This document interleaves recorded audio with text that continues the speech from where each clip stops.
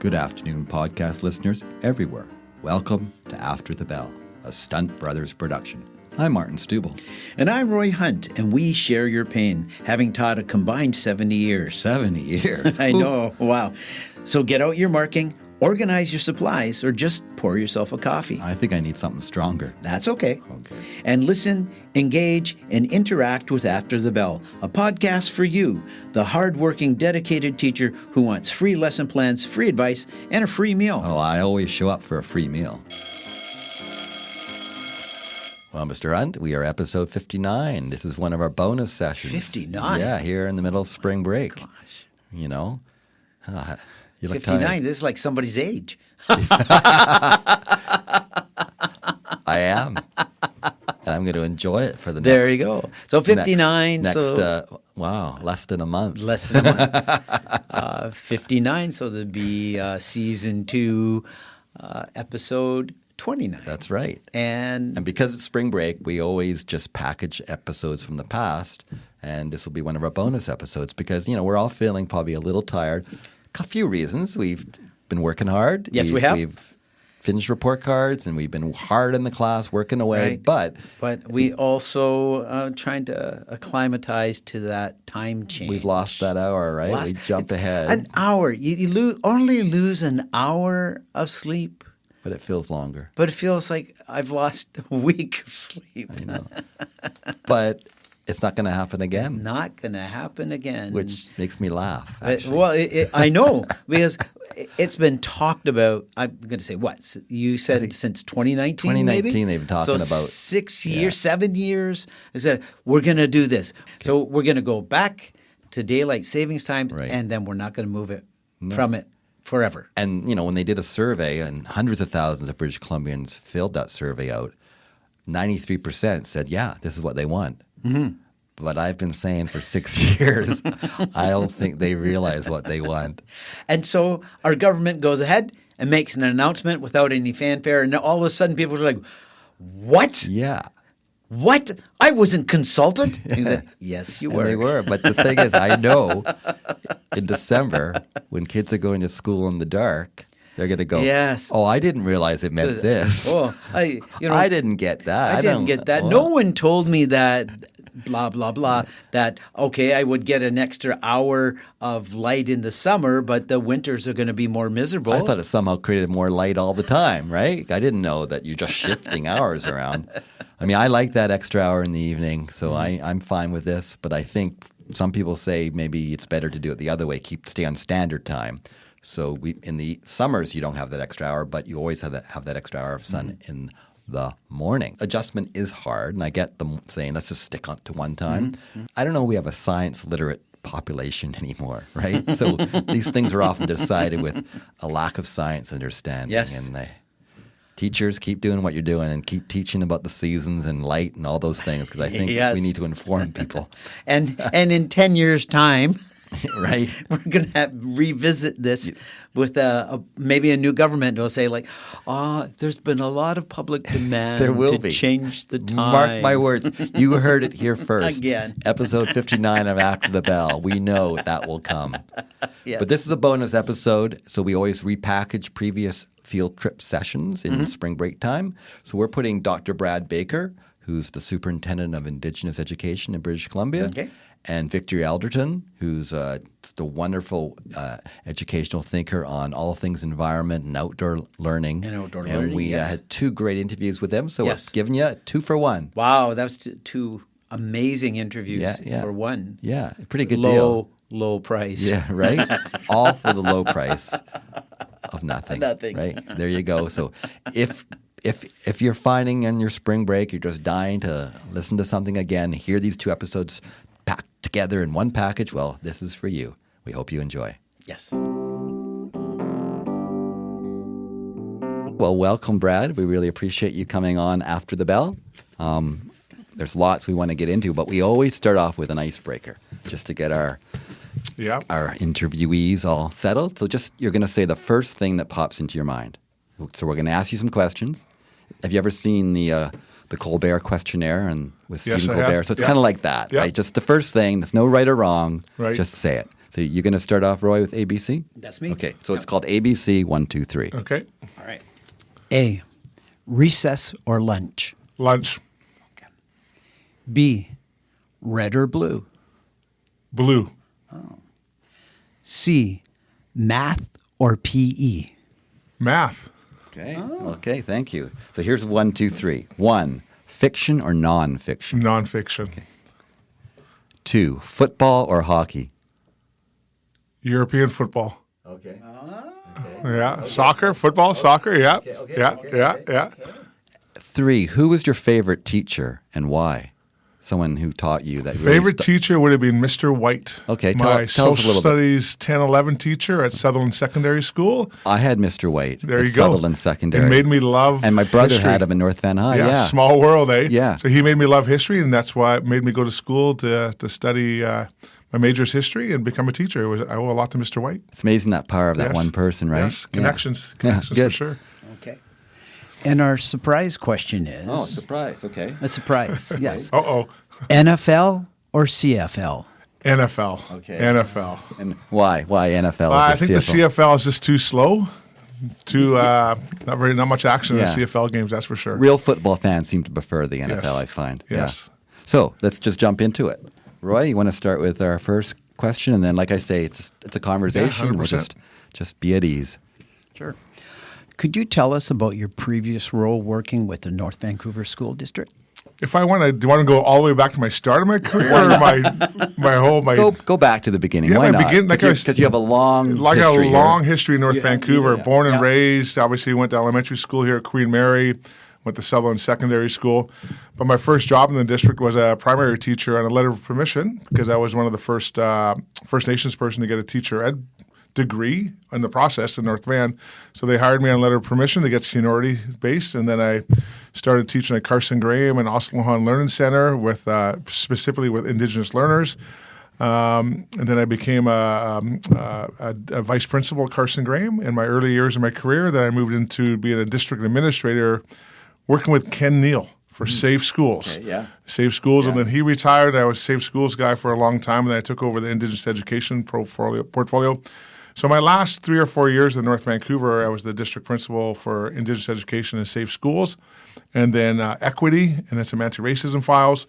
By looking at that work, I was able to work with across the entire school district with schools, elementary, secondary, with teachers, NVTA, QP, and probably more importantly with kids in every school in the district. Yeah, I was very, very like that. Can I ask what year you graduated from Sutherland? I graduated from Sutherland in 1988. Okay, so we were close. I was 84. Yes, yeah. So we are 4 years apart. Yes, So yeah. So you would have been in grade 8 or... Grade 8 or 9. When I start, yeah, interesting. Yeah. I loved Sutherland back then too, yeah. right? Because it was, I love the semester system. Yeah. I know most of our high schools in North Vancouver are linear right now, but I love the semesters, concentrate on 4 subjects, 4 topics, and I always wanted to make sure my prep was in the second semester, in the afternoon preferably, so I can leave school a little bit early if I could. You didn't have the doctor who wasn't a doctor, did you? I did have the doctor the first year. My grade 8 year was the first year. Yes, yeah. I do recall that, and Yeah.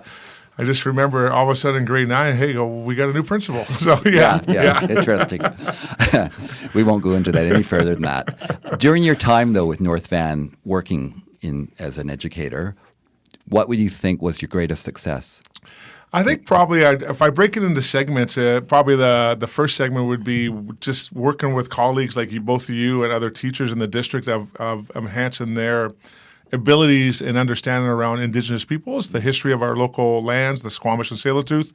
And probably the last part of it was around we saw some real improvement in student success. Mm-hmm. And when I say student success, not only for Indigenous learners, but for everyone. I think part of, as we're all close in the same generation, we all know Indigenous education started out just for Indigenous people only. But I think by the time I left North Vancouver 3 years ago, it was a strong case around an entire district for everyone that was part of our district. And I was really proud of probably the work we did as a collective as adults, where we came together on many cases across the district to unlearn what we all learned when we were in kids, to relearn, and then transpose that into the classroom. I thought that was very impressive. So could you tell us about your current role with the Ministry of Education? Yeah, I'm currently the Superintendent of Indigenous Education for the province and the Superintendent of Appeals. And so I'll take the latter one. Okay. So I'm the Superintendent of Appeals, which means anything that goes past board suspensions, if you want to come to me. But that's not my main job. My main job is the Superintendent of Indigenous Education, which means I work with all 60 public school districts and some of the independent schools, and I work with 204 First Nations, Métis organizations, other Indigenous organizations to try to continue to strive to close the gap between achievement rates of Indigenous learners and non-Indigenous learners across the province. And part of it also is bringing some teachings and learning to the Ministry of Education. I'm very fortunate to sit on the Executive of Education and Childcare. I'm the first on-reserve First Nations person ever to sit on the executive, so I bring a lived experience to the deputy minister and other assistant deputy ministers of what Indigenous voices have to be at the table. It's very nice. And you talked about having to unlearn things from the past, Yeah. and I feel that as a settler kind of thing. I see that, but from your perspective, how do you see that we've made that transition? Yeah, I love that comment, unlearn, because I even had to unlearn myself, right? Because I have my home life, my home teachings from my own Squamish community. But through my whole kindergarten and grade 12 experience, my post-secondary at Simon Fraser and Cap College, we were never really taught about the true history or Indigenous knowledge or Indigenous ways of knowing. So I had to unlearn when I started to unpack what my responsibility was as a teacher to make sure that the Indigenous point of view was brought to the forefront. And I think it's important. What I'm a big believer in is I never want to ask anyone, settlers, to get rid of the Western point of view. All I want people to do is to bring in an Indigenous point of view and work them intertwined together, because we're all humans first and foremost, right? And so we all have a responsibility to enhance the opportunities for ourselves and for the kids that we work with. And if we're able to marry in worldviews, it's best for everybody. Right, yeah. Because it just felt like it was separate at one time, right? Yeah, it was just 100%. There's more tokenism. Here Yes. we go, we touch it. And from my perspective, it just feels more real. Yeah. And it's more what we can gain too, right? Yeah. All of us can gain. And I think this connection to place and all those things. That's the powerful I part. love the way you say that, because I think part of it is building authentic relationships between people, but also relationship with the land, right? Because the land provides so much teaching for us, right? And as we all know, in North Vancouver, the natural place to learn. A lot of that's outdoor based, place based, whatever you want to call it. It's just part of the work that we do on a daily basis. How has your father's experience attending a residential school shaped you? I think a lot of it shaped me when I was younger. I didn't really grasp the difficulties he had raising us and my siblings because of the difficulties he had in residential school. But when I got to later on in my life, when I was just graduating high school, going into post-secondary, I was able to have more conversations with him about what he had endured and what it meant to our family. And an extension of that, some of the mentorship, some of the mentors that I worked with the Squamish Nation were also survivors. And so they were able to bring to me a different perspective of how we were taught that unlearning part as Canadians, but also how we continue to strive to honor that past, but use it as a tool to increase awareness and responsibility, but also to how do we go past that now? How do we strive for excellence? That's the big thing for me. And my dad is a big believer in that, striving for excellence. I mean, he's still with us. He's 86 now. And so he's a brilliant man still. Still love it. Obviously, I love the guy. But yeah, love the guy, yeah. Was it hard for him, though, when he saw you in public school and public education, knowing what the result was for him? Yeah, I was. I think the biggest thing for myself, for my siblings, was when we went to Queen Mary Elementary School. It was a very Lower Lonsdale, back when I was there in the 70s and 80s, was a very low socioeconomic area, very rough and tumble school. And so my mother and father didn't want me to go to Carson Graham because they were struggling with graduation back then. And so they sent us to Sutherland. They fought with the Board of Education.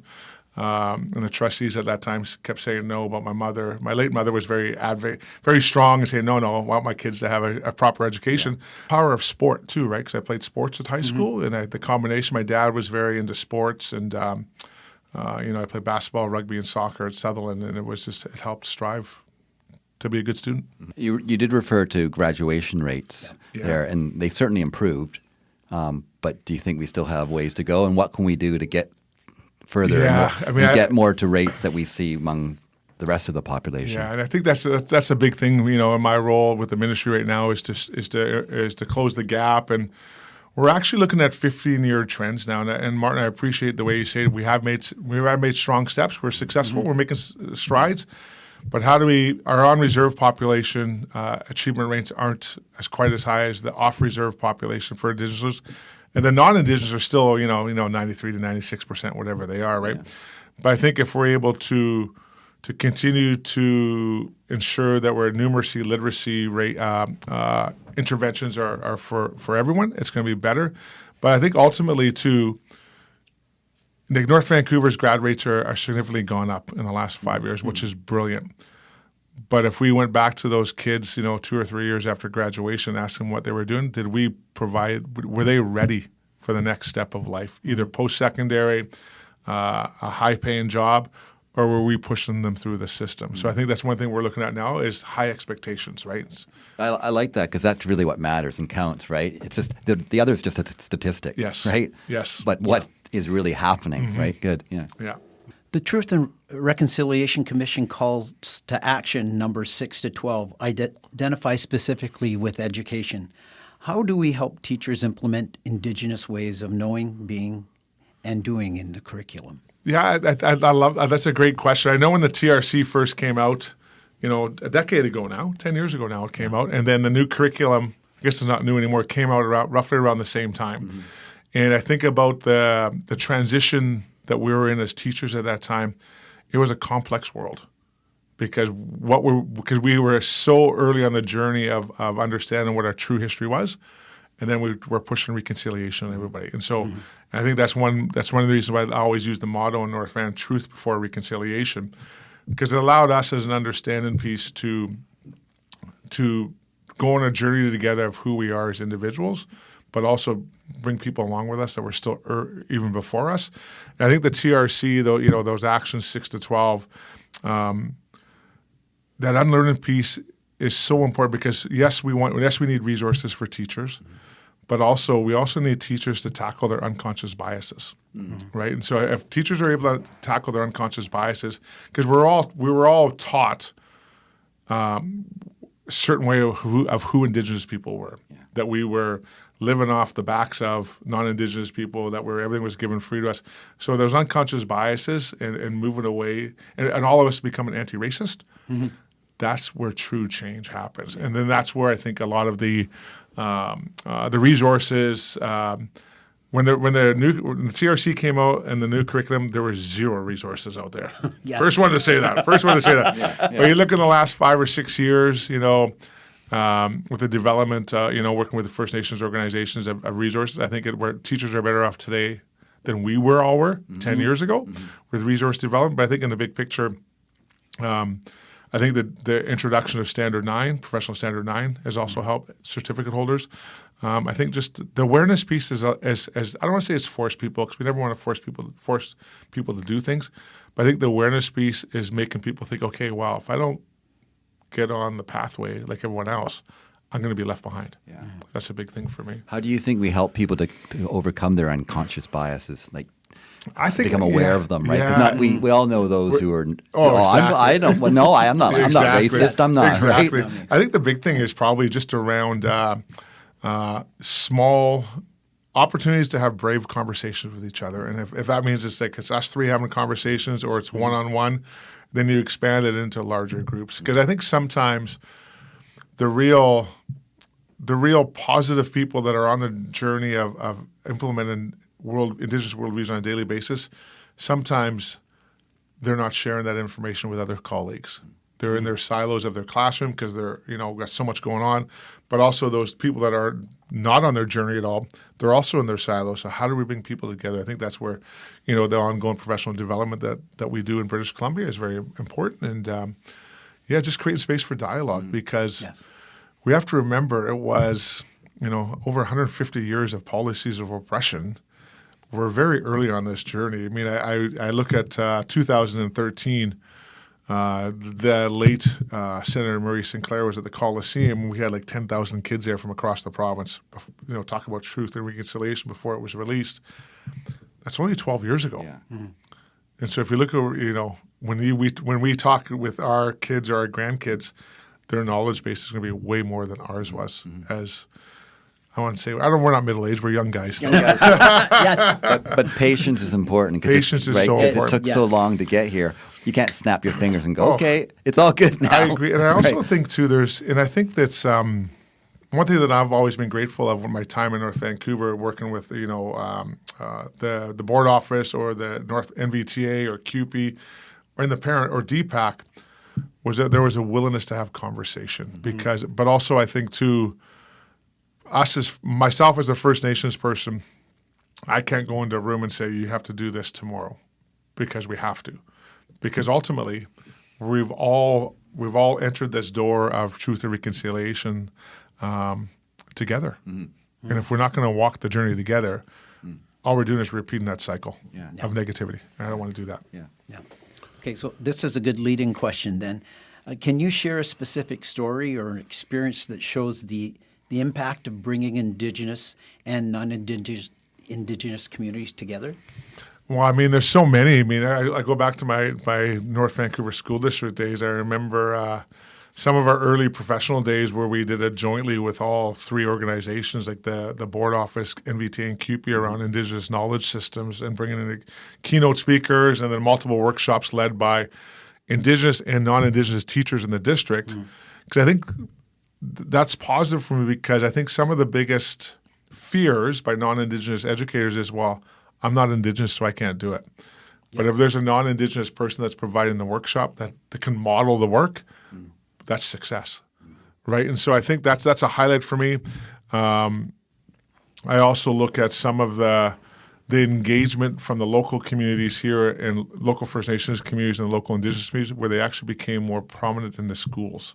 Because for the longest time, many of our families and extended families were afraid to come to school because of past experiences. And I think with the trust that was built, the open spaces for dialogue, the visual representation in our schools of First Nations art, it just allowed a more of a positive relationship between our families and the schools. And I'm proud of that, what we did in North Vancouver. And I also look back to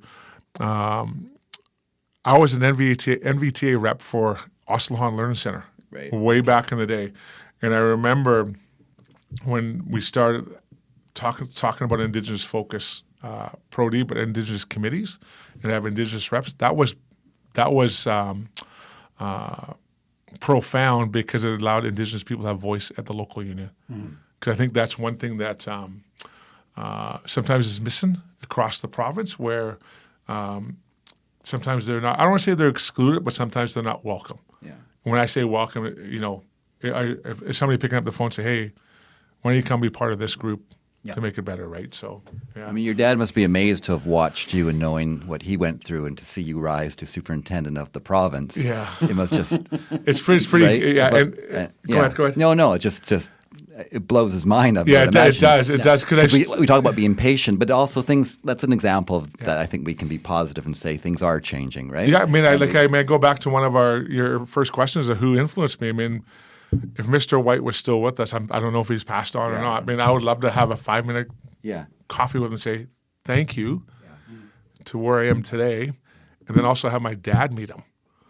Right? Because, if you look at the impact that my teachers had, especially Mr. White, and my mom and dad had on me, if they did not combine back in the late 80s, I wouldn't be here today in front of you, right? And so I think that's, and I owe a lot to North Vancouver School District, right? And so, and sometimes I think I forget what that Board of Education of the day, couldn't tell you who it was, who finally said yes to my mom and dad, said to go to Sutherland. Right.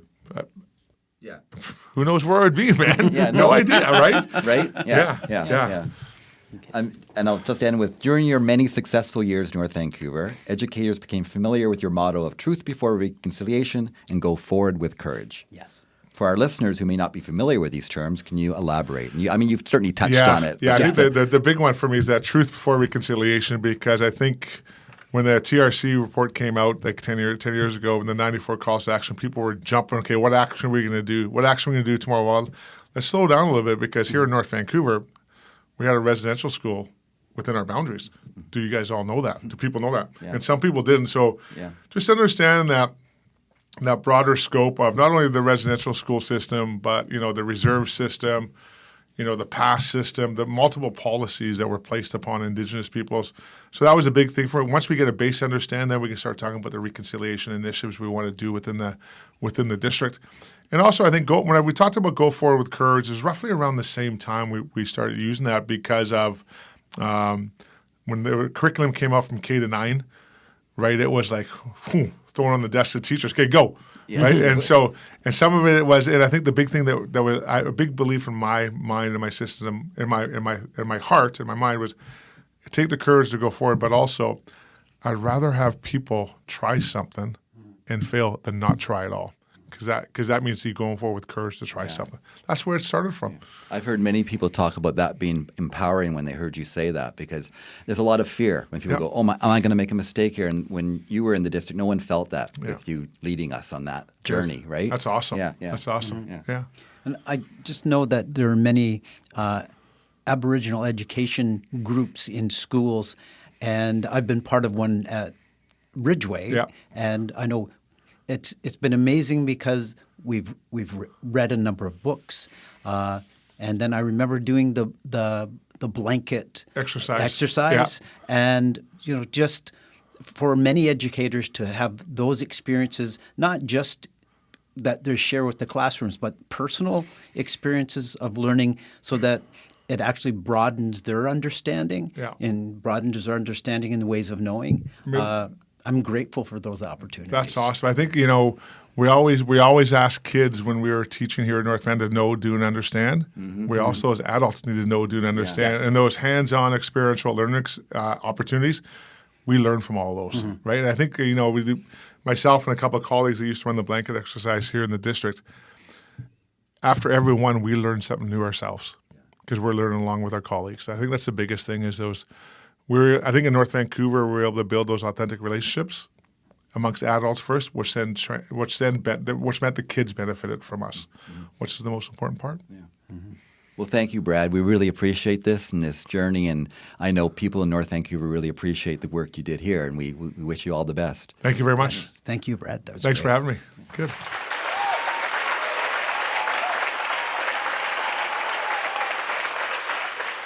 So welcome. Today we have Victor Elderton, and we really appreciate you coming on After the Bell with Roy and Martin. Yeah. Before we get into anything, we always start with a little icebreaker. Sure. Just to set the tone. Sure. So just say the first thing that comes into your mind. It's called ABC 1, 2, 3. Okay. So Roy's going to start with ABC. So, A, hiking or biking? Walking. Nice. B, farm study or forest study? Forest. Forest. And the last one, David Suzuki or Bill Nye? Oh. Can we create a hybrid here? Absolutely. Sure. Yeah. If there's aspects, both of those are people I would take as personal kind of mentors in a lot of ways. The excitement that Bill Nye brought about, Yes. I use that in lots of different kind of teaching techniques and things like that. And the fact that David Suzuki, I have had more than one direct interaction with him. And one of the best things he said to me, they needed a spot to take pictures of eagles. And of course, Brackendale, there on the Cheakamus River, where I spent a lifetime, was a really good place to do that. And so he was coming down. It was when he was hosting the Nature of Things. And so I had David Suzuki, and I could ask him, kind of thing. And so I asked him, what would you say? Because at that time, Shell Oil was offering money, if you wanted to do environmental projects. And I said, there's a little bit of a, isn't that a conflict of interest? And he said, I guess you could say that. But he said, I would take the money because what you're going to do with the money is so much stronger than what they could potentially do. And the other interaction that I had with him was that it was at a book signing. And I was there with another, person from the outdoor school, and we went to listen, and there was a book signing, and we went up, and we wanted to chat. And he didn't really have much time of the day to talk to adults. But right after this, there was a little child, and they brought forward this little crocheted, I don't know, washcloth or something. And he just opened up. And he just was so gracious to this child and so welcoming to this child. And I went, okay, wow. He's telling me kind of where the priorities are. Somebody who's already invested in everything else, that's not really that important. No. But this child, a genuine moment, and it was really, Wow. So it was pretty cool. Awesome. So, okay, now 1, 2, 3. Okay. Fiction or nonfiction? Depending on my mood. Okay. Sometimes nonfiction is, I like to have nonfiction in short form. Okay. Fiction is more sort of my long form kind of read. Okay. And I would tell you also that I would prefer, if there's a 1, 2, 3 on this, I would do the audio version. I have sometimes done the audio version while I do the reading version, because I'm quite a slow reader. Yeah. But I retain stuff for a long So time. you mean you're listening while you're reading? Yes. Oh, nice. Okay. Yeah. And so I did that with Robin Wall Kimmerer's book, and Braiding Sweetgrass. Mm-hmm. And it was really interesting to hear her voice as I'm reading her words. She has a great voice. Yeah, she does have a great voice. And she's, just an amazing person. Yeah. Good. Okay, number 2. UBC or SFU? That's an interesting one, because I work at both places. Okay, there you go. And when I tell the SFU people that I do, faculty advising at UBC, they go, "Oh, that place." And when I tell people that I'm at SFU from UBC, they go, "Oh, that place." So they have they're different flavors, and so. There are some aspects. I get to do some really special work, mentoring work at SFU that I don't think would be possible in some ways at UBC, and especially experiential learning work at SFU that isn't so prevalent at UBC. However, at UBC, I work with a very small group of people who are going to be new teachers, and I love that mentoring work. Yeah. So I would tell you the change in the work that I do now is before maybe I was more of a frontline person. Yeah. Now I'm sort of working with people who are going to be frontline people, and how can I facilitate their learning. So the thing that's a common thread between what I did and now after the bell, kind of thing, is centered a lot on mentorship. If you wanted to find a stream through all of that stuff, it's about mentorship. There's an aspect of mentorship that I really like, and I think it's because I also had amazing mentors. It must be nice for you to then, if you have experiences that are different at SFU and UBC, to kind of cover the whole gambit. Right? Yeah, it is. It is, and there are different flavors. I have been welcomed, I want to say, at both places. Yeah.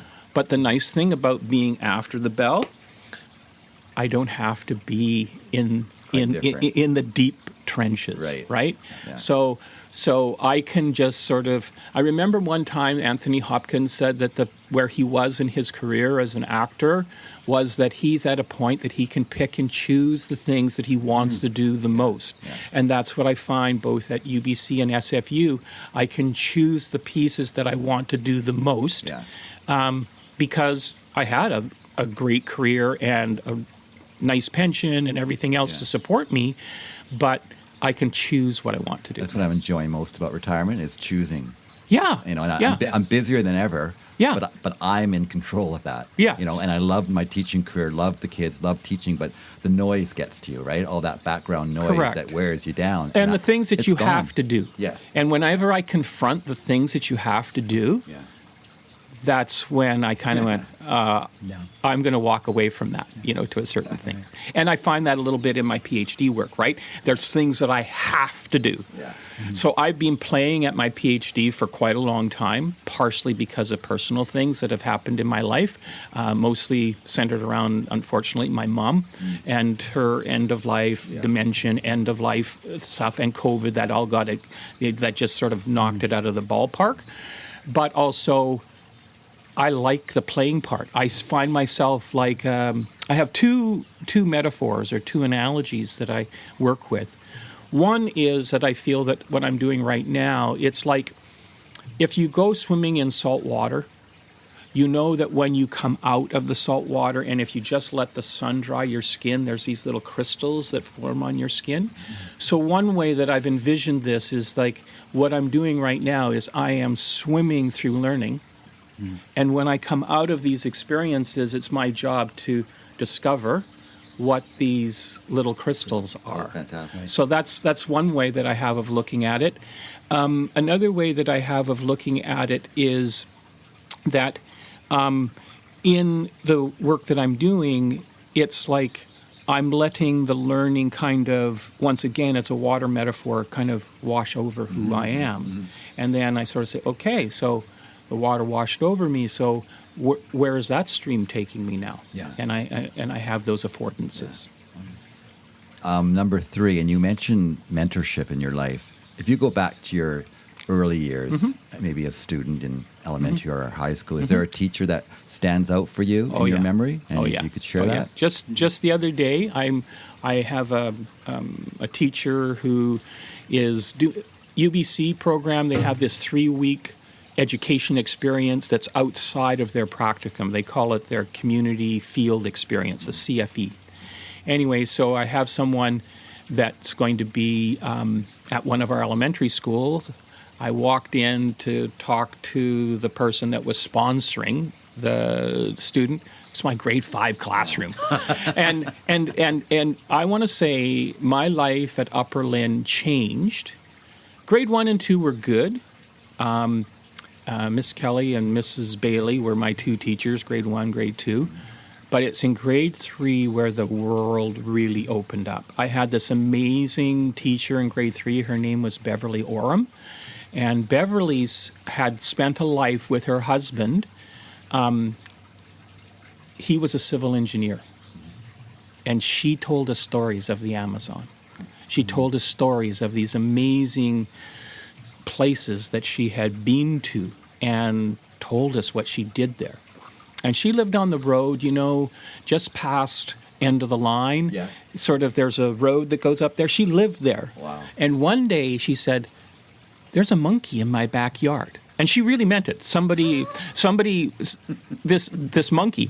I got on my bike, because at that time you rode your bike anywhere. Exactly. And I was in her backyard. I never saw the monkey, but there was the potential of seeing the monkey. And so she was very important. And then I went from that was. Then I had this other teacher, Miss Keeley. She was actually from the U.S. And we, at that time at Upper Lynn, must have been expanding because our classroom was in the gym. Oh. She was an amazing teacher. And then I went from there to Marilyn Vasily, who I ended up doing the early pilot project with for the Squamish program, the Big House program at Cheakamus Center. And she was my grade 5 teacher. And then I had this grade 6 teacher. He was an exchange teacher from New Zealand who brought in sort of inquiry science. So I want to say 3, 4, 5, 6, those years. And then when my parents we moved to Maple Ridge, I ended up in a class of grade 6s and 7s. There was a very small group of grade 7s in this grade 6 class. We were all new. And I had an amazing teacher there as well. His name was Ken Smith. And Ken, I don't think this would be allowed today. And so he was particularly interested in, experiential history. So there were 3 boys in this grade 7 group and 3 girls in this grade 7 group. And he basically said, go find out in, Maple Ridge, Haney, Pitt Meadows, who would be people that might have stories about this place. And literally, we would get on, and this is going to really age me, we would get on our Mustang bikes, these lemon green right? bikes with the big banana seats. Absolutely. And, the high handlebars. I'm right there with you. That's right. Yes. And we would get on those things, and we would take off. Yeah. We would just sort of say, we're going to Mr. and Mrs. So-and-so's house. Yeah. And we collected oral history from those folks. And then he allowed us to use the stage in the small gymnasium, and we put together this whole history report based on interviews.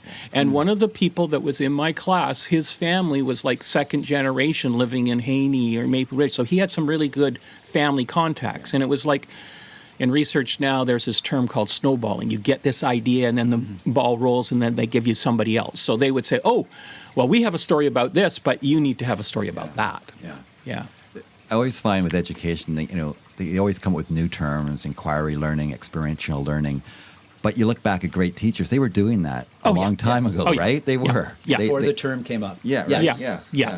And I think typically what happens is all good teachers are. And I think Suzuki once said this, actually. The best work comes from doing and then looking at the theory of why that happens.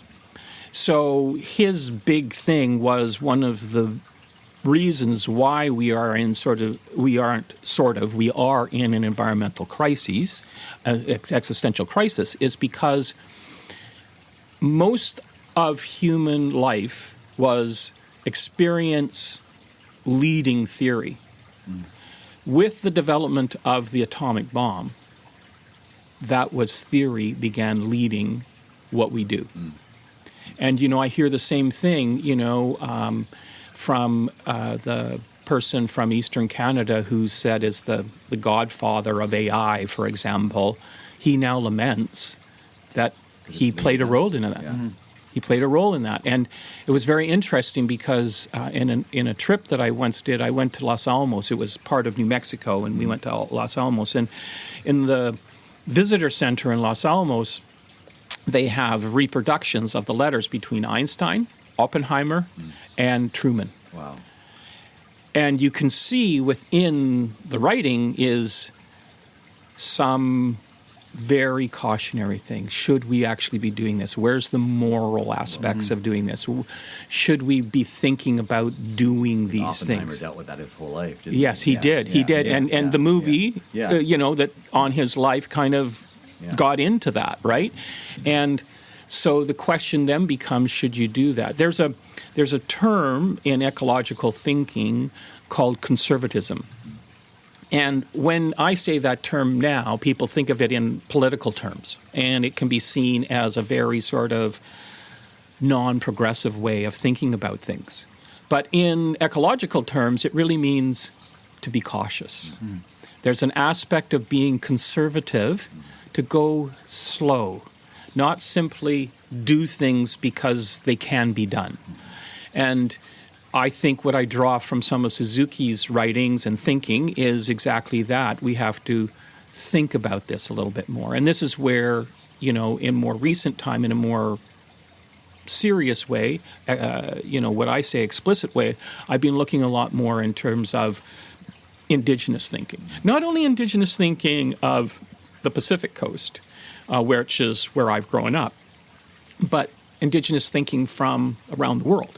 So even Indigenous thinking from what my heritage which would be Northern European. What's the Indigenous thinking that was going on in those times, and what do they have to say about people who basically lived in place? When you have to live in a place and you don't have the luxury or privilege or however you want to describe it of just simply going wherever you want to go and think you can just go wherever you want to go, there's an aspect of permanence. There's an aspect of understanding what place is. And don't you think, with climate change now more than ever, that's what we need, that way of thinking? Oh, gosh, yeah.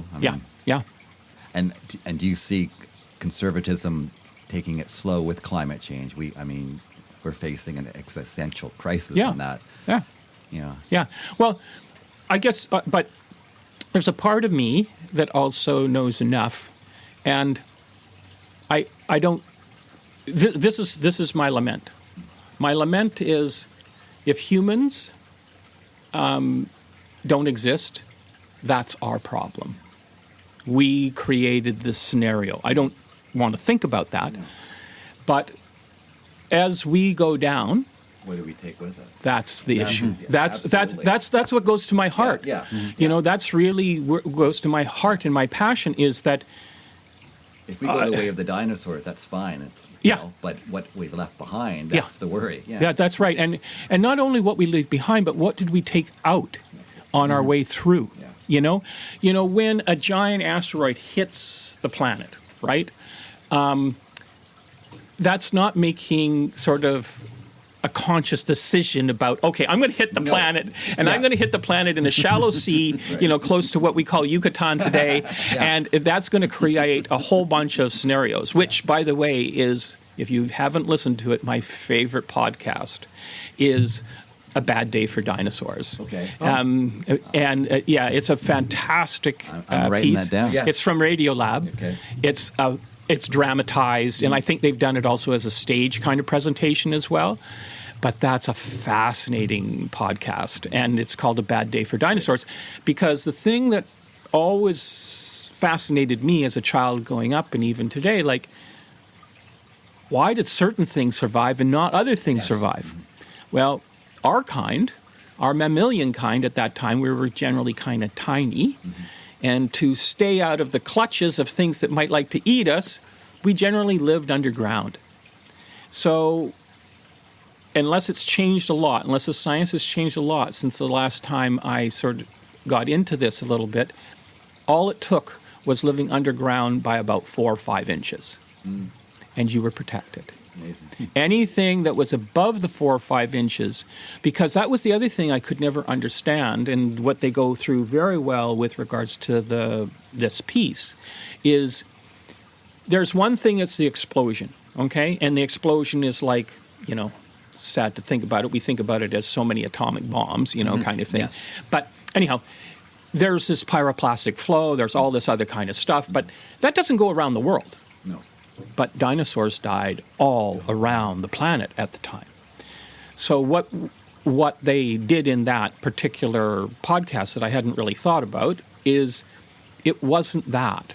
What killed everything everywhere was all the material that went up into the atmosphere, and then what happens is most of it, like something like 80 to 90% of it, rained down as fire, because all this got heated up in the atmosphere, and just the friction of coming down the atmosphere, and that went around the world. Really? Wow. So it was like a firestorm around the world. They said in that podcast that some of the material, believe it or not, had enough escape velocity that it probably made it to Mars. That's phenomenal. It just blew me away. Like, it just blew me away. Yeah.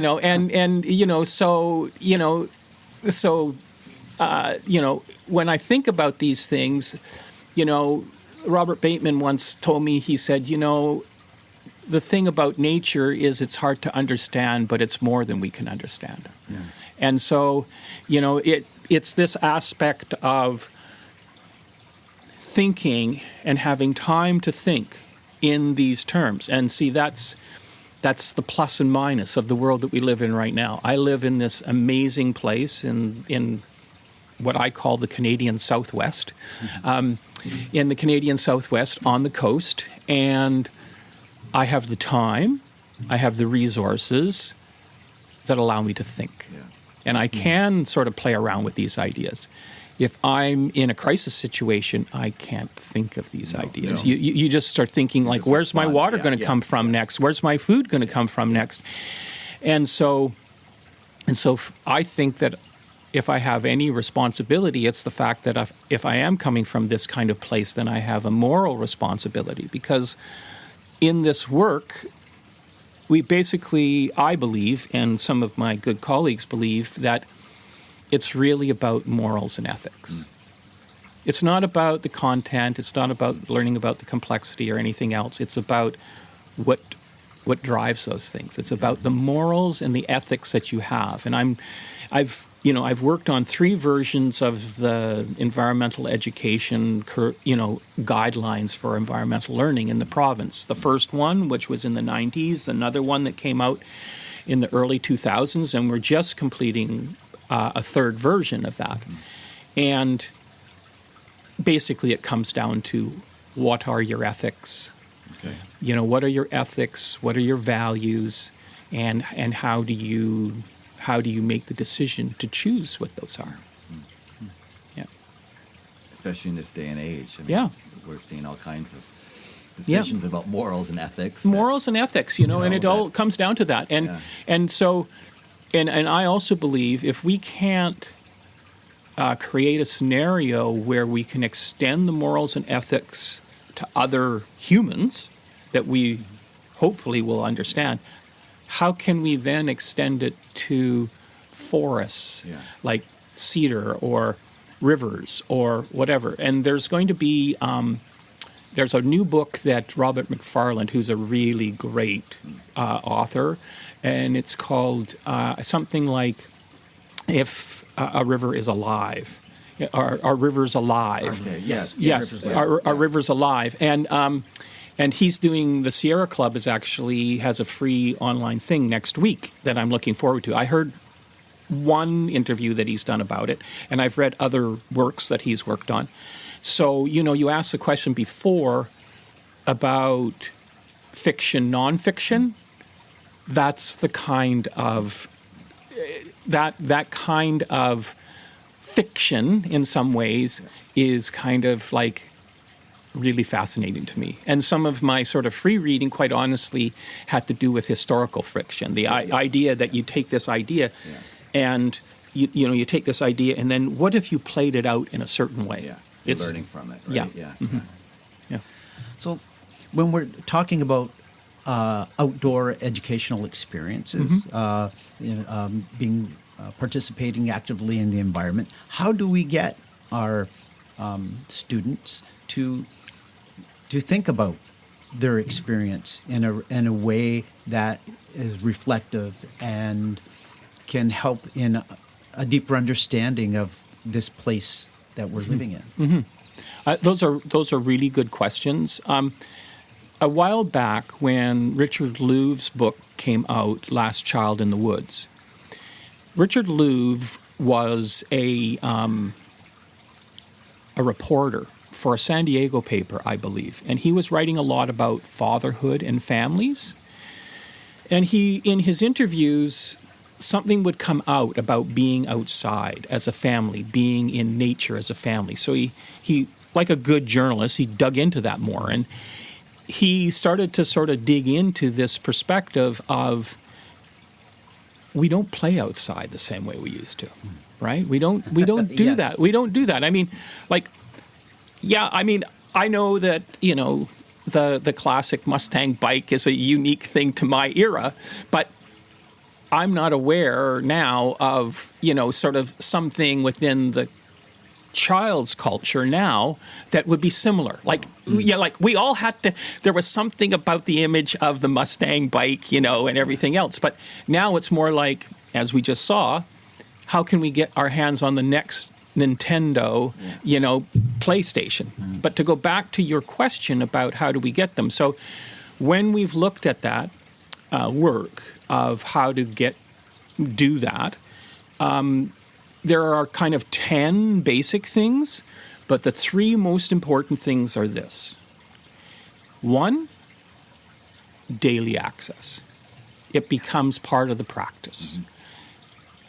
It doesn't take anybody, look, if you wanted to be really good at playing guitar, Martin, then, you got to practice, and you got to do that. And daily at the beginning is incredibly important, right? Mm-hmm. If you want to learn how to play soccer, one of the things sometimes I found myself in discussions with is people who really wanted, I worked at a place that was heavily impacted by the 2010 Olympics. And I really didn't have a problem with the 2010 Olympics. My problem was, if you're going to spend $200 and some odd million to improve the road up to Whistler, Where's the $200 and some odd million special money that comes in as a legacy to education, for example, and experiential-based learning? Because really, ultimately, I think the Olympics is about getting people outside and experiencing things and things like that. But where's the $200 million then to do that as a legacy, right? That was my issue. My issue was, that's fine, it's about priorities, right? So daily access, easy access. So, in schools, quite often, kindergarten classrooms have an outdoor.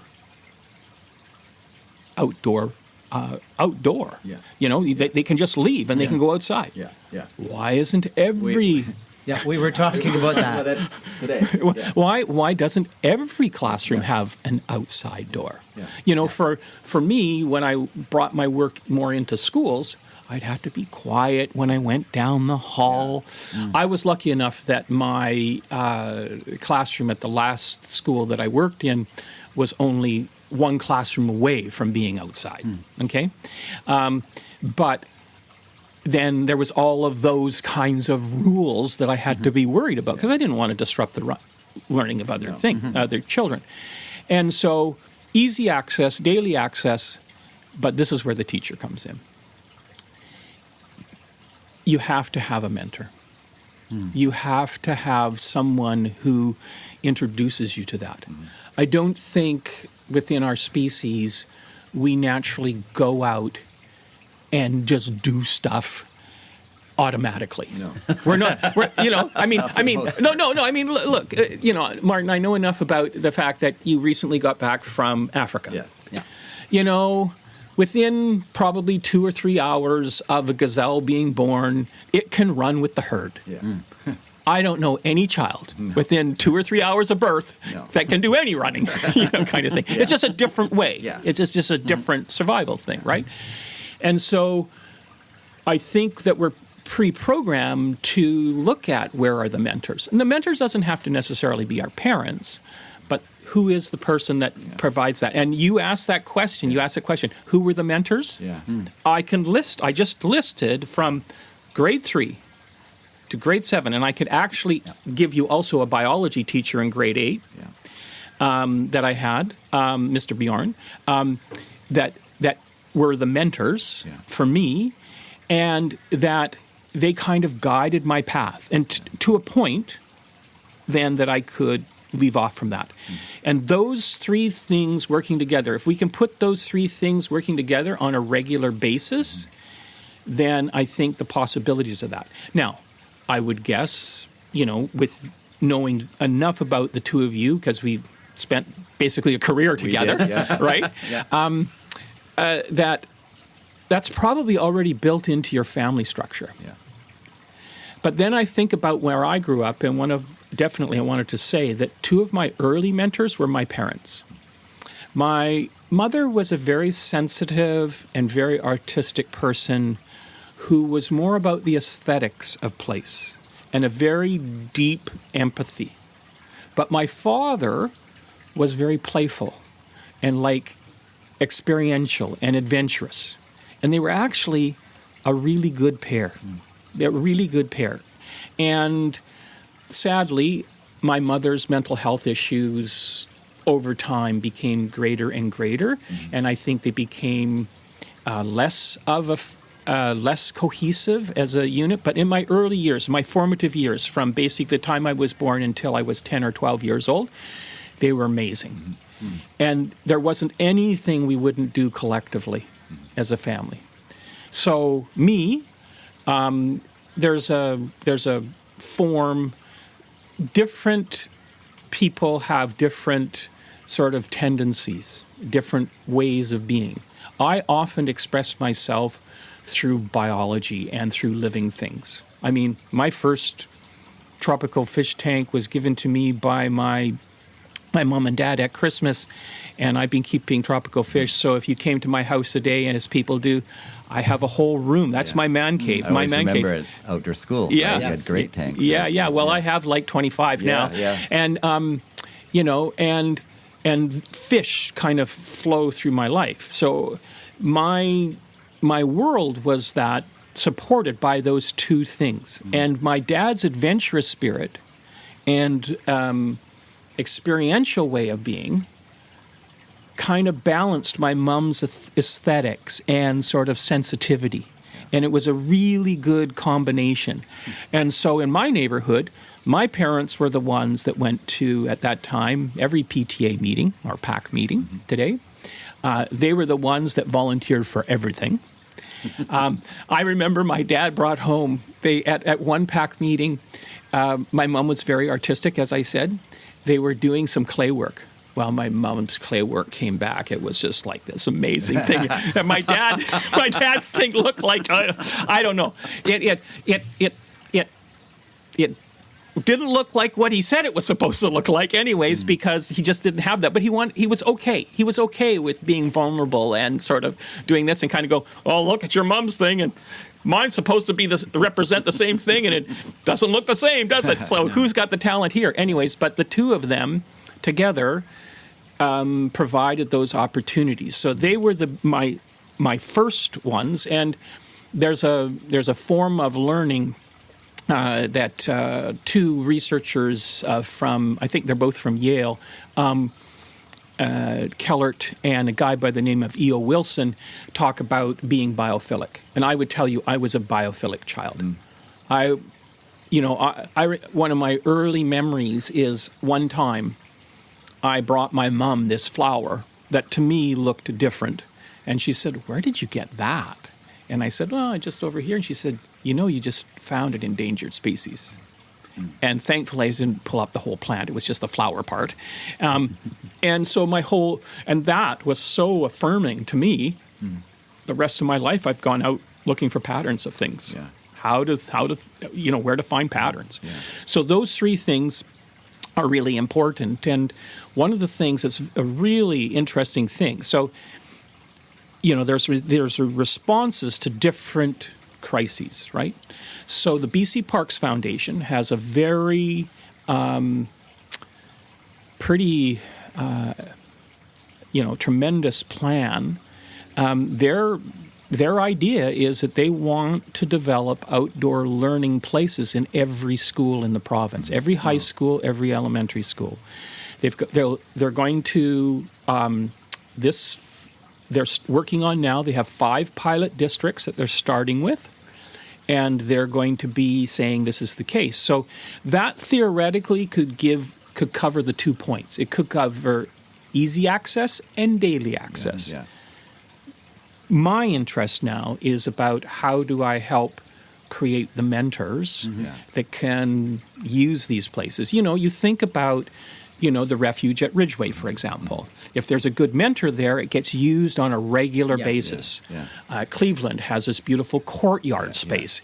Yeah. If there are good mentors there, it gets used but most of the time they don't get used. And especially in North End, some of our sites are incredible. And I was fortunate in the last 5 years of my career to work at Mount Royal with 2 creeks running through, and I had easy access. And I would establish things every day that was outdoor education. Yeah. Every Thursday afternoon was all math outside, right? No matter what the weather. Yeah. And you just make it the norm, and kids expect it, and it just becomes healthy that way. But it's that easy access and taking advantage of what we have. Yes, and 100%. Yeah.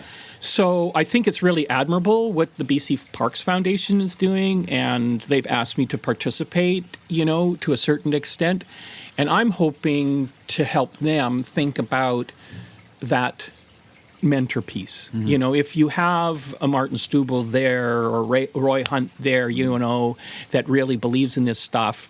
Because the other thing that you can go to almost any school and see a garden project that's now fallen into disrepair. Yes. Or you can see something. I did in my last years in the district, I did a survey of every school in the district and tried to suggest on the school grounds, but also near the school grounds, what could be potentially learning sites for them. And obviously at Mount Royal, it was the creeks, or Braemar also has a creek that goes right by it. Seymour Heights has a creek that goes right by it. And what I found as a lasting memory, and you have to remember that that that was in 2013, so like 12 years ago now, the kids were actually telling us where they wanted to be. So typically on a school ground, so much space is given over to some kind of artificial field. And most of the time, less than 10% of the students in the school are on that playground, right? In that space, because that's how they express themselves. Mm-hmm. Everywhere around the space, it's like a rabbit's warren. Trails, this, that, quiet spots, all these other kinds of things. So one of the things I think that the BC Parks Foundation is trying to do is bring some of that into the school grounds. Mm-hmm. And interestingly, because it's being done by the BC Parks Foundation, if they do it right, they are going to add it to the goals that the provincial government has for how many sort of wild spaces we have. So they almost become extensions of provincial parks. Nice. You know, and if you think of the best sort of modern urban kinds of places, what are they doing? They're allowing natural things to come into spaces. I think in Japan, I might be saying the word wrong, but there's this concept called the Miyagawa garden. And what it is these are small acreages where native plants and things come in, and they purposely set up this opportunity for those things to come into the city. And the biodiversity in those places, as you might guess, goes right out the roof. You know, if you compared that to a more manicured space or something like that. So the opportunity of bringing those things, because as we become more urban and suburbanized, which I don't think necessarily is a bad thing, it's just like, how do you want to be that? You know, I mean, we have the luxury of living in probably one of the most livable urban suburban spaces. But I would tell you, because for a short time, well, 8 years, I was involved with the Museum of North Vancouver. I was the commission chair while we built the new museum on Esplanade. And when we were doing sort of our exhibit stuff, we started to ask ourselves the question, why is it like this? Like, why is it like this? And it's because of the creeks. The creeks divide us up. And so by dividing us up, now we have these little communities like you have. It dictates where the roads go. Absolutely. So often, right? Exactly. That's right. No. And so you can't have roads everywhere. No. Right? Mm-hmm. So it makes you this little community, this city within these cities. Yeah. At least communities within communities, neighborhoods within neighborhoods. And so it allows you to be able to do that. And some of the work that I'm doing now, the way that we would describe it is that they're biocultural work. So that term basically means that there's an existing biology or ecology in a particular place, but that existing biology and ecology in a particular place, when people come to that place, influences the type of culture that happens there. But then that culture also influences the biology of that place or the natural world in that place. And these two things are in a dance. The best of those scenarios is when those dances become like very choreography, like they're like a ballet. That's the best.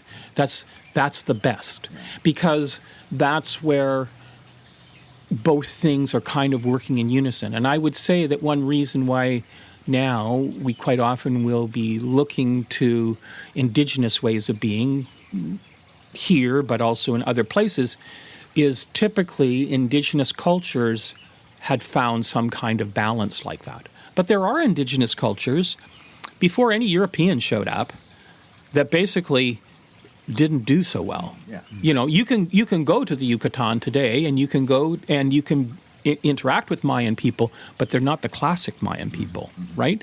And so they had to step back from that highly classic time that we know existed, because we have the pyramids and we have the writing from those times and all those kinds of things, and all of that happened well before any European conquest happened. And you can go to other parts in the world where the European, sort of Western perspectives of things weren't around, but there were rises and falls of different kinds of these classic kinds of societies.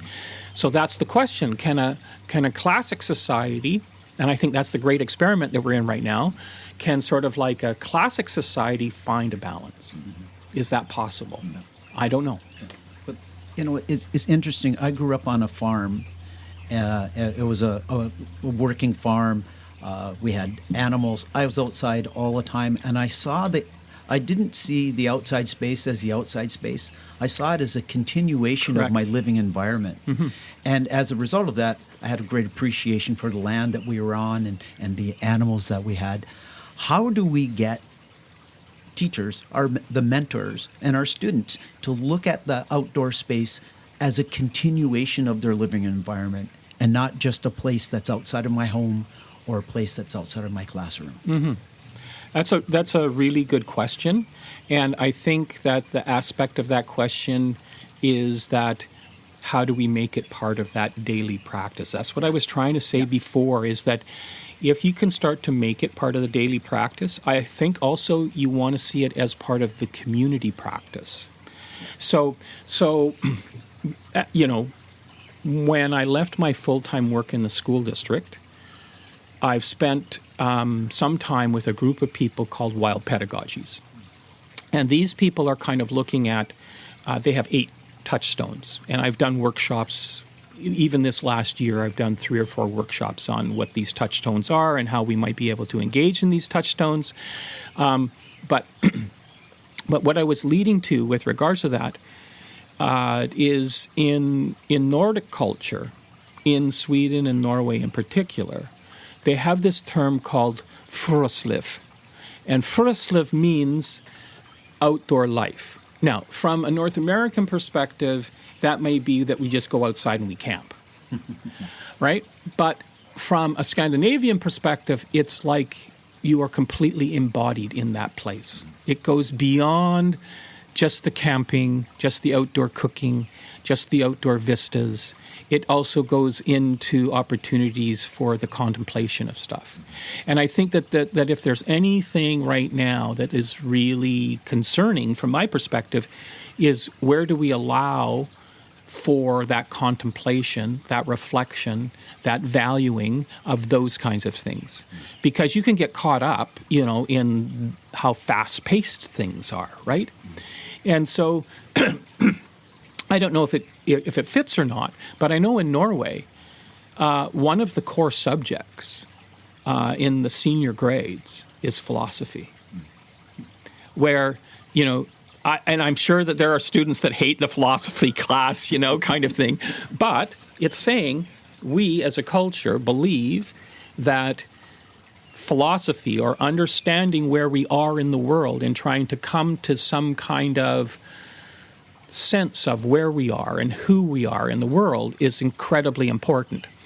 And I like to think that maybe when I'm in, senior grade 10, 11, or 12, I'm kind of going, well, why am I wasting my time on this?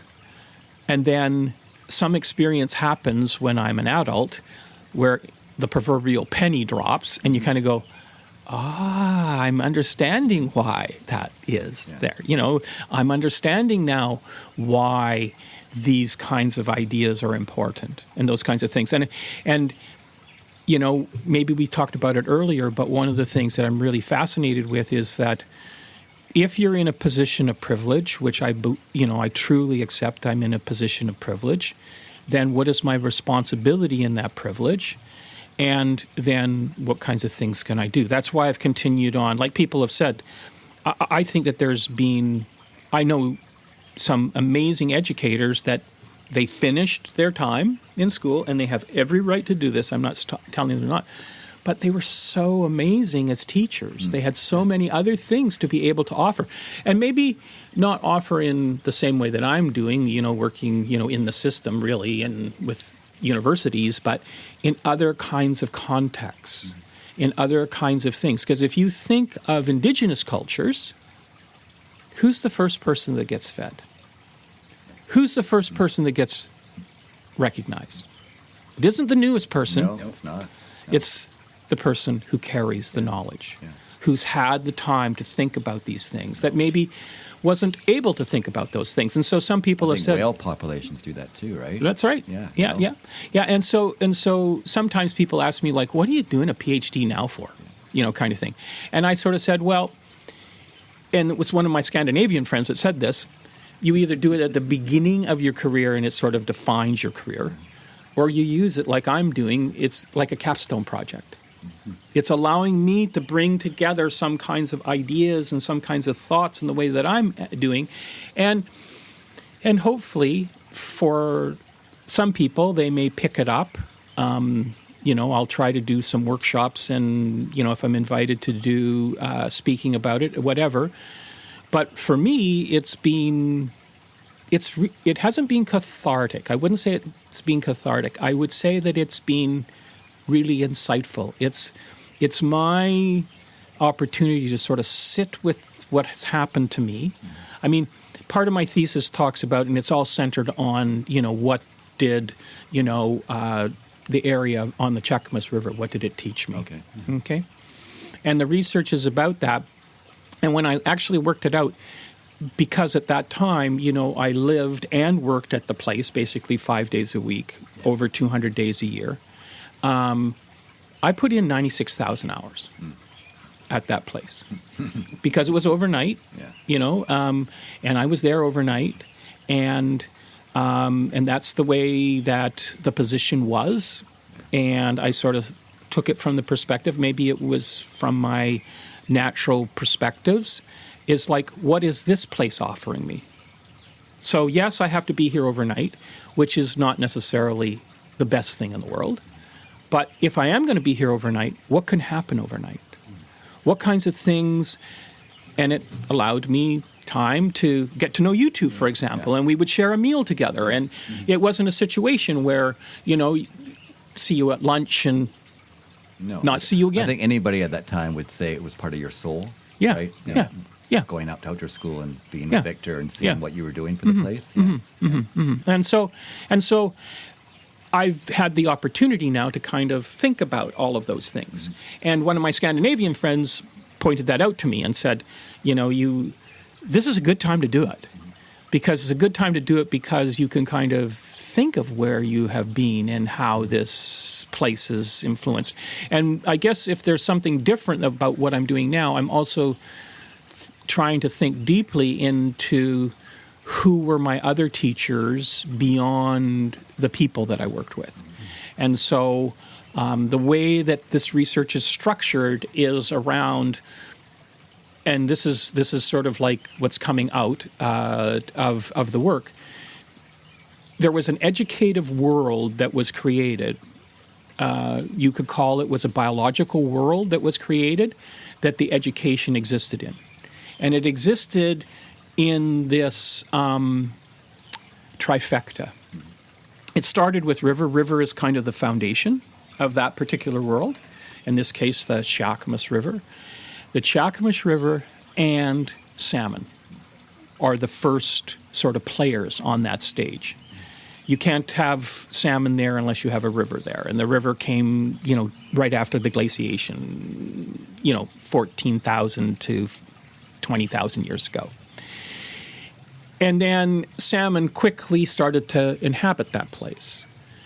Well, by salmon being in that place, the nutrients that they bring to that place, the physical nutrients they bring to that place, and with the warming of the climate, about 5,000 to 6,000 years ago, cedar starts growing in that place. And those three things interacting with each other create this world that everything else becomes possible in terms of a learning space. So for me, that's the learning world that I'm describing in the thesis. But ultimately, what I'm saying is to those people that read it that are maybe motivated by it, I'm challenging you to find what is your world, what's created the space that's made it possible for you to think, to understand, to come to better understand those things. And how can you do that? And what kinds of things are they? You know, I mean, I could, postulate, for example, that if you are somebody from, the Great Plains, that may be open sky and grasslands, and at one time, millions of bison, right, for example. And that was the world that was created in that space. If you came, I think you grew up in Ontario. Yes. Right? And so for you, it could be maybe Lake Country, for example, and in Muskoka, or it could be, or even southern part of Ontario. It could be, that sort of Appalachian, hardwood forest, kind of thing. And that's a world that's created. And then within that world, so what I'm asking people to do is, I'm telling you my story, but what I'm asking you to do through the research is to say, I want you to think about your place. When you talk about education and the child, and it always seems to go back to the classroom, though. And have you read The Anxious Generation? Yeah. And also, there's a great Netflix series called Adolescence. Mm-hmm. And it's just this online world now, and the effect of that. And it always falls on the school now to correct it. So what do you see as the role that parents play in this to try to get kids outdoors? Because they're often, I know they have busy lives, and they're not like when we were all children, that we were on our Mustang bikes getting out there. And it's actually safer out there. Hey, I got a 10-speed once. Yeah, I finally did too. But I put a banana seat on it because it was more comfortable. It didn't feel right without it, right? Right. And it was actually safer then outside. That's right. People have this fear of the world out there, but it's, far more dangerous when they stay in their room and go online. Yeah. So how do we counter that, and how do we bring parents into this equation, this discussion? Because those parents that are doing it, and they're partners in this, but some are resistant, and they're busy, so the easy thing to do is just let their kid be on the iPad and not get them outside. Yeah. I think that's a great question, because I mentioned before in one of my answers to some of the comments was it's about a community. Mm-hmm. So in the same way, Roy, you were saying, there's no differentiation between, and when I say classroom, I don't see any walls, right? So I want to be clear in that. The classroom is just sort of a learning space to me. Now I'm teaching at the university. I don't think I teach inside ever, right? We're doing this thing called the Akatsum Field School. Akatsum is the Squamish name for house sound. And and so we don't teach inside for 2 months. Wow. And so I don't spend much time with regards to that. And I think that I would say the same thing is that the differentiation between community and school, I think some of that needs to dissolve as well. Because I think school is community and community is school. Yes. Right? We've lost that. And I think it needs to be that. And now maybe that comes from the fact that I did at that time at UBC, when I did my teacher training, I came out of a cohort called community education, which was all about the school is community, community is school. And so how do we make that possible? So I think, in more practical terms. There were community schools in North Van Absolutely. at that time, right? Yes, that's right. Yeah. That's right. There were. And there were 4 or 5 of them. And I think there's only one now, because I think it's directly affiliated with Squamish Nation at Norgate, for example. Yeah. So the idea is how, what's the permeable aspect of that, right? What's the permeable aspect? And so maybe in a practical way, Roy, one of the things that I did to try and break that down when I was working at Norgate is I was teaching something on, in quotes, extreme environments, was a topic for grade 6s and 7s in science. I think at the time it was a topic.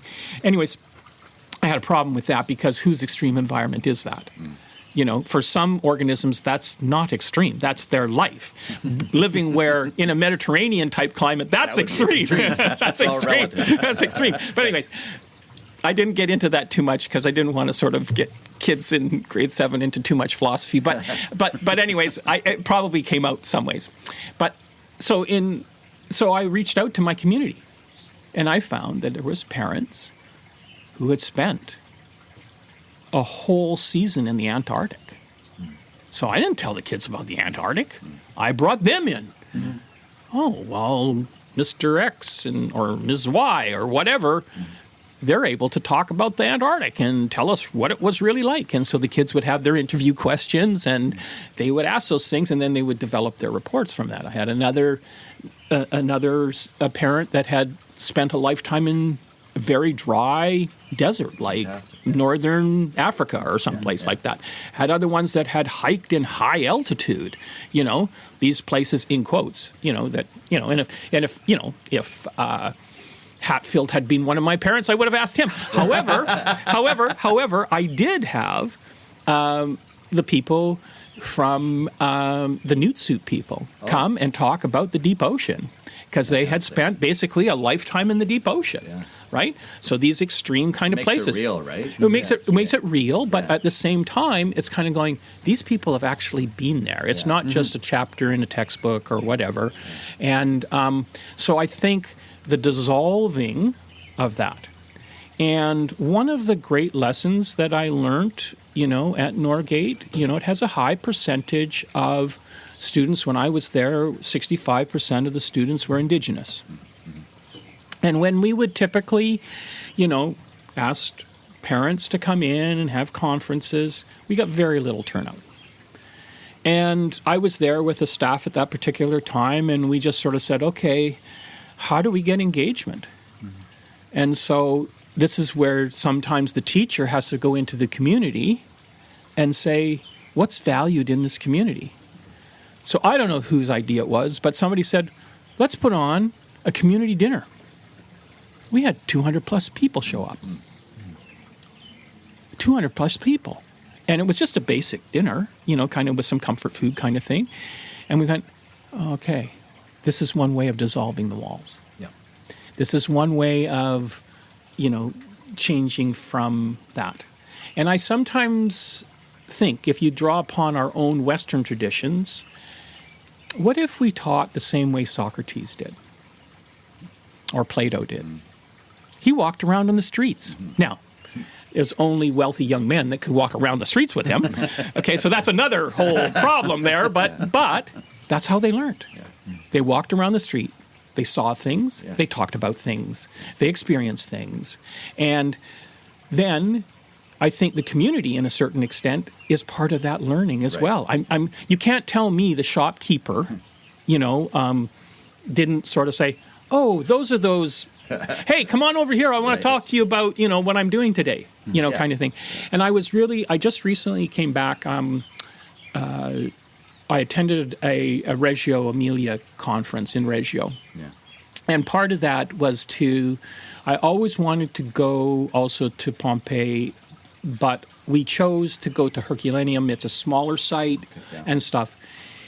And I was really fascinated because the person that was our guide that we had hired, a really great interpreter, showed us what their fast food was. There was a fast food stand. There was street food. Where you'd be walking down the street and then they would have whatever fish stew or whatever, and that's what they had. And you're kind of going, wow, what a different kind of way of teaching and learning, right? And I think that part of it, and when I was doing more of that kind of work, I always invited the parents. And even if only a few of the parents could actually partake, then I think that also helped break down some of the walls. And so they would come with us, and I would also give them a responsibility. It was like, okay, yeah, you're going to come with us, but these are going to be your responsibilities, and you'll have a learning group with you, and these kinds of things. And eventually, what happens is that, okay, learning's here, learning's out there, and I think that also because a number of my students in my teaching there were, Indigenous, that was much more the way that they felt naturally, the way that they would learn anyways. So, well, why would we be... Right. Yeah, if it felt better, there was a whole bunch of pluses, that had. But I think I would tell you my work in biology as an ecologist is that I'm not really going to get close to, different organisms unless I go to their place and be part of their world, right? And I would say it's exactly the same thing working with communities. So you're absolutely right. Like, how do we make that possible? And I would be saying that if, the BC Parks Foundation is going to be doing this, how do these spaces become community spaces? Because I might have the means, and I have, one of my passions is tropical fish. And so I have swam in the Amazon with the fish that I had kept as a child, right? And it was a conservation project. And I'll tell you, it was a very interesting, a little bit interesting story. So my Tropical Fish Club here in Vancouver at the time was giving money to this thing called Project Piaba. Well, Project Piaba works with, in Portuguese, there's this term called piabos. It's the name for people who catch little ornamental fish. And I was going, what are we funding an organization that's going into the middle of the Amazon and paying people to catch little fish so that I can put them into my fish tank? There's something wrong ethically with that, right? And I was going to make a stink about it in the club. And then this thing came out and it said, how would you like to be part of a Project Piaba expedition? Anybody can sign up, so I signed up. And then I actually learned more of the story. So the thing is that every year in the Amazon, we know that the Amazon floods, right? And so what happens is when the Amazon floods, many of the fish spawn because that's the best time to spawn. It's like salmon come into the rivers just after the water, usually in November, December around here. That's when they're doing most of their spawning because, of course, we usually get fall rains, and that's when they come in because that freshen, right? Well, this is exactly what the fish are doing. But when the Amazon recedes, there are pockets of water that dry up where literally millions of little fish perish. And so what the Piabos do is find these little pockets of fish, and those are the fish that they take from. Wow. And they've been doing this for 30, 40, 50 years, okay? Yeah. So that's the first thing they do. And they usually are small families or a collection of families in rather remote parts. We were mostly on the Rio Negro, a tributary to the main Amazon. And they're now the watch people. They're watching for the illegal logging. They're watching for the conservation issues, the illegal burning, and reporting those things. Because if the forest doesn't exist, they know the connection. Right? They know the connection. If the forest doesn't exist, and we went to one place, for example, and they were raising lots of different species, more than one species of aquatic turtle. And yes, some of those turtles were eaten, but some of them were also released, into the environment, right? So it changed a lot. So actually, working with the Piabos, in the Rio Negro and in other scenarios, it actually has some benefits to the long-term, protection of that part of the Amazonian forest, right? So once again, by having that direct experience and seeing how those things worked, I think that it's important to sort of get out. Well, I have the ability to do that. Yeah. How does somebody who doesn't have those means to do that? How do you make that possible? So I think that that's one of the things about having these potential outdoor learning spaces at multiple locations, because schools, especially elementary schools, but schools are easy to get to. I mean, let's face it, we could hear from, we could go to Letette Farm, for example, and they are growing food and they sell food and everything else. And one of the high schools here has a community garden, that they took the old school out and they put a community garden in that space, right? Yeah. So I think that those are places that we can actively get involved with. I'd also say that it's sort of similar. So if I'm going to engage as a parent in sports, and we all know that there is a sports culture around hockey, around soccer, around many sports, I would say, well, what's the other side that I'm helping my child in? Right? Because that may develop, the kinesthetic ability, the teamwork, all the great things that can come out of sport. But where are some of the other things that are happening? Where are there opportunities for other parts of my child's personality to express themselves? Right? And I think there are those things. There's, like, for example, there is Nature Kids BC. There is a variety of different kinds of programs that happen here in North Vancouver around for the Lynn Canyon Ecology Center. I just looked at their things. In the Lower Mainland, Metro Parks has programs that are going on all the time that are part of the programs. So there are those kinds of things that are happening. So my parents did exactly that. So yes, I was in, Lynn Valley soccer as a kid. Yeah. But I was also in the Lynn Valley Cub group and Scout group. Mm-hmm. And guess who one of the leaders the whole was? Child, right? Yeah, who was one of the leaders? Oh, my mom was one of the leaders, And my mom was one of the leaders in the Cub group. And what did she do? Oh, well, her thing wasn't sort of camp skills. Her thing was art. So I remember there was a bunch of guys in my basement in Lynn Valley, and we all built paper mache animal masks. Because my mom had that talent. I remember mine was a rhino. But anyways, so that's what we did. So we were creating, these things. So that was what my mom was offering. My mom was an artist. My mom, had those sort of crafting kind of skills. My dad was the guy that I think he sponsored every sports team. He was a coach for baseball.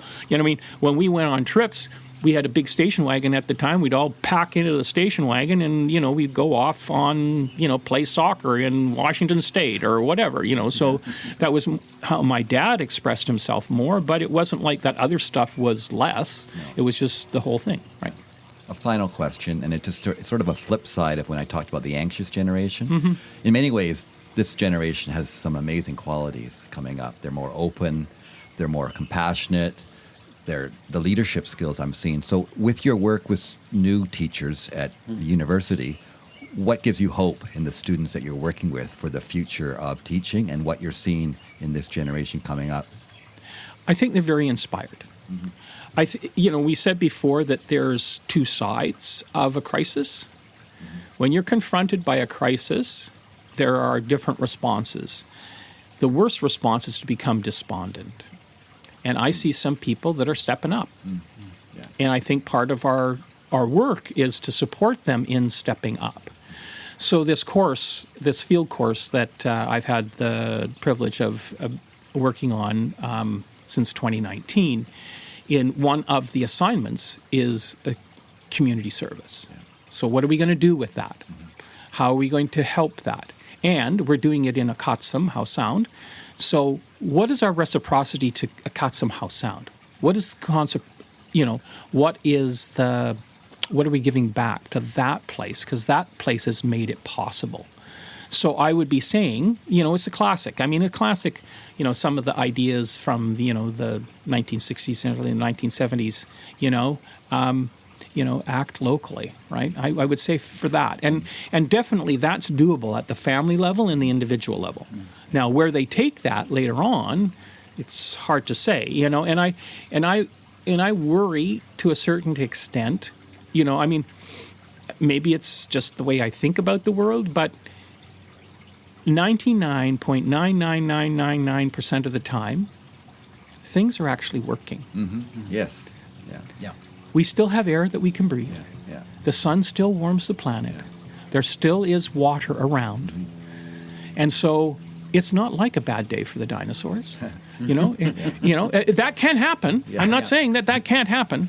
And but the bottom line here is that really there's a whole bunch of things that are working. And I think that one of the things I think we can do is provide somewhat of a better sort of balance. I remember one of the things somebody was talking about, one of the, CBC reporters was in at a class or something like that, and one of the children asked, why do we only hear about, sort of these bad things?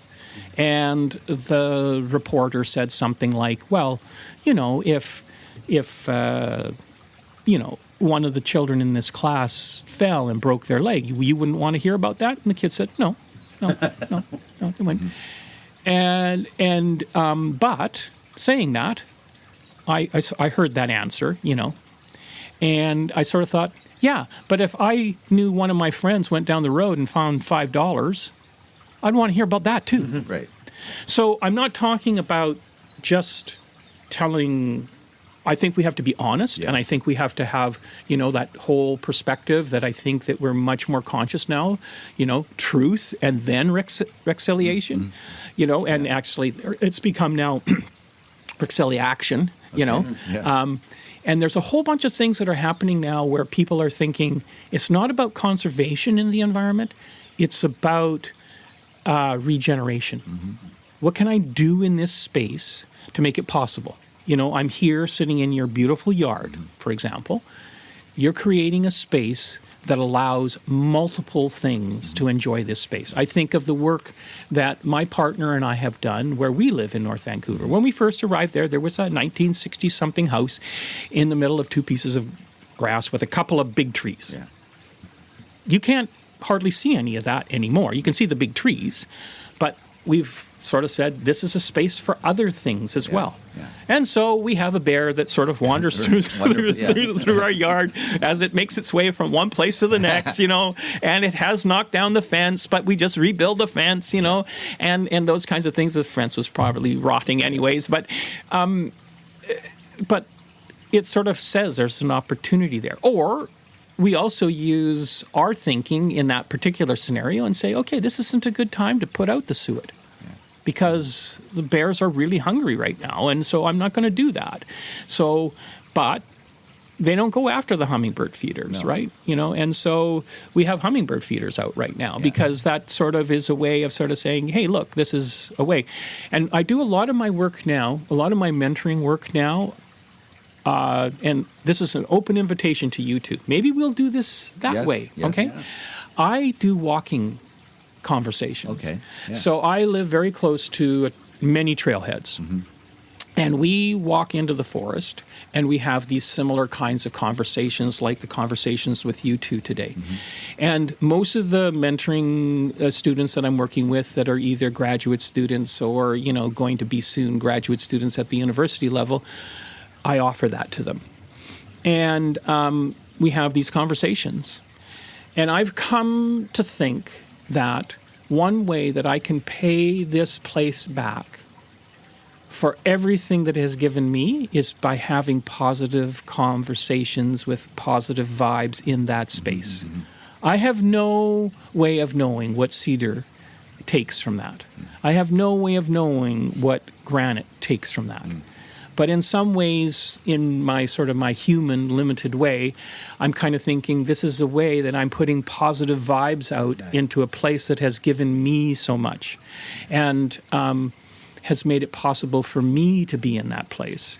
And I just talked about this the other day because we were having a wrap-up at the university at UBC about our year working with student teachers, and they asked, what do you think you did well with this year, and what did you rock this year? And I said, coming to where the students were, because for the last few years I've offered these walking conversations, and a fair number of my students have taken me up on this opportunity, but some can't. So this year, for the first year, I had a couple that didn't, and I sort of said, well, what's close to you? Where can we walk? Okay. I had half of them. I walked in their neighborhood. Oh, wow. Nice. And I also believe that one of the things that's also really heavily influenced me is living with dogs. And every time I walk in the forest with my dog and I are at the same place at the same time, but he's in a completely different world than I am. He challenges me every time that I go into the forest to see the world differently. Yeah. I can't see it in dog world. I don't have 10,000 times the sense of smell like he does, that compared to humans. I don't have the acute hearing that he does. I can't read smell. One of the things I've recently been fascinated about dogs is that, we have a sense of time. Dogs actually can tell time in a physical way because they can tell when something has been there an hour ago, 2 hours ago, 3 hours ago. So they temporally have a sense of time. Okay. And that just blows me away. Yeah. Wow. Well, thank you. What a lovely and hopeful note to end this conversation. Yeah. And Victor, I really appreciate your wealth of knowledge and experience. Mm-hmm. And I think we first met when you were principal at outdoor school, 1991. Were you there in 91? 91. I started there in 84. Yeah. Okay, so 91 you were there. I was 25-year-old teacher coming up to outdoor school. And I remember the day, because we walked into the auditorium and you did your usual introductions to everyone. And then you would point on every teacher to tell them to introduce themselves. Yeah. I remember you said, and here we have some city slicker from Lonsdale. I don't think I was wearing outdoor clothes or whatever, but so that's a while back. I always remember you as being a stylish person, well, there you go. I think I was over stylish for outdoor school. Well, I really enjoyed our conversation today. And what I love the imagery of dissolving the walls, right? That just having the walls not there and just going any which way. Yeah. And, in this thesis work that I'm working on, one of my sort of introductory pieces is I said before, it's like walking through this sea of knowledge and only some of the crystals stick to you. The other aspect I would say is that what I've tried to talk about is in my first visit to the place it was one of those days in the summertime. It was July or August or something like that, and there was a sandbar. And there's something about, with, in your clothes and just letting the place absorb into you. And I talk about on that day, at that moment, if I trace back my thing that's where I lost myself. There is no you and it. You are it. It is you. And, we do know, for example, at a certain level, if you're a gamma ray, for example, there is no human. It just goes through us, So and I like to think about how can we dissolve these edges that we create. And I think it's important. I think it's nice to know that we think that this is a table here and not a collection of densely packed molecules or something like that. But I think it's important. I think it's an important aspect. And how can we make that possible for all places, all people? And I love the idea of the walking conversation. I think that's so powerful, too. When I was president of the NVTA, I often would walk with members that we had things to work out. And it was so much different when we did that than if we sat in the office and tried to work it out. It just there's a whole got pedagogy the mind going in such a different way. There's a whole pedagogy around walking. Because I think, I said before that I don't have the sense of smell or hearing as acute as my dog does. But what we are really good at doing is we're really good walkers. We are really good walkers. And, so I think that that's an important thing in this sort of movement and thinking. The other thing I think that's really important as well is that movement, thinking, and speaking out loud. Because, we're really good, as one of the people that I follow. There's a really interesting nature journaler. His name is John Muir Laws. And he has a beautiful piece about, you could pick up any object. He picks up a fir cone, for example. And he said there's so much information in this fir cone that you could theoretically pull apart that our brain is really good at throwing out most of it. So the question is, how do we take that few moments to sort of absorb some of it? And one of the ways of doing that is talking about what you're looking at while you're looking at it. Because in the process of thinking about what you're saying, your brain slows down for a fraction of a second to be able to do that. And one of the other people that I follow is a guy who's now passed on, an eco-philosopher, and his name is Arne Ness. And we had the opportunity to go to one of his retreat cabins. I have sort of a wish to go to these places that were inspiring to some of the people, the writing that I like, and Arne Ness's writing. And so we had the opportunity of going to his retreat cabin in Norway. And he said that, and he was a world traveler, and he said he came to the conclusion in his life that he could find out more about the world 1 meter from his cabin than going around the world. It's a really interesting, because, and if you think about, Asian perspectives, that contemplative way of being, and thinking about where you are and who you are.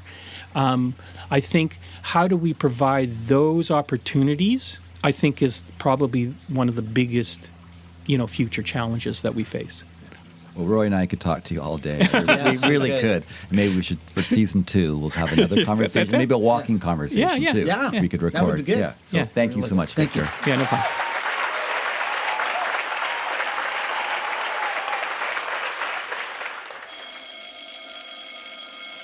This podcast is organic, taking shape with each episode. Building resiliency for teachers everywhere. That sounds great. And our website is stuntbrothers.ca. That's stuntbrothers.ca. We will chat again after the bell.